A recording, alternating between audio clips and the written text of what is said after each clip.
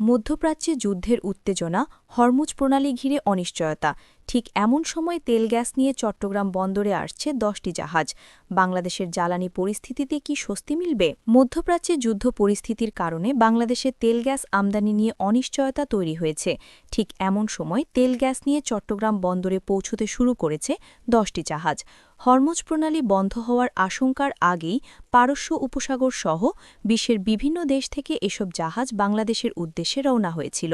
চট্টগ্রাম বন্দরে পৌঁছনো এবং পথে থাকা এসব জাহাজের মধ্যে ৪টিতে রয়েছে তরলীকৃত প্রাকৃতিক গ্যাস বা এলএনজি, ২টিতে রয়েছে এলপিজি, আর ডিজেল সহ বিভিন্ন ধরনের জ্বালানি পণ্য নিয়ে এসেছে আরও ৪টি জাহাজ। সব মিলিয়ে এই ১০টি জাহাজে রয়েছে প্রায় ৪.৫ লাখ টন তেল গ্যাস।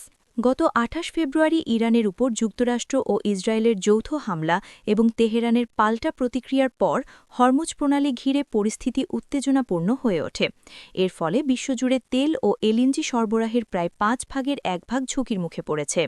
হরমুজ প্রণালী ব্যবহার করে ইরাক, ইরান, কাতার, কুয়েট, বাহরাইন, সংযুক্ত আরব আমিরাত ও সৌদি আরব এই ৭ দেশের সঙ্গে বাংলাদেশের পণ্য আনা নেওয়া হয়। যুদ্ধ পরিস্থিতির কারণে প্রণালীর পাশের দেশ ওমান থেকেও ওমান উপসাগরীয় পথে পরিবহন ঝুঁকির মধ্যে পড়েছে।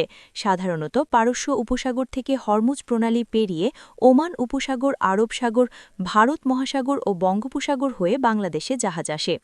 এদিকে মধ্যপ্রাচ্যের অস্থিরতায় বৈশ্বিক বাজারে জ্বালানি তেলের সরবরাহ কমে যাওয়ার আশঙ্কায় গত শুক্রবার বাংলাদেশ পেট্রোলিয়াম কর্পোরেশন বা বিপিসি জ্বালানি তেল বিক্রির সীমা নির্ধারণ করেছে। এ অবস্থায় চট্টগ্রাম বন্দরে জ্বালানিবাহী এসব জাহাজ পৌঁছানোকে জ্বালানি সরবরাহের জন্য গুরুত্বপূর্ণ বলে মনে করা হচ্ছে।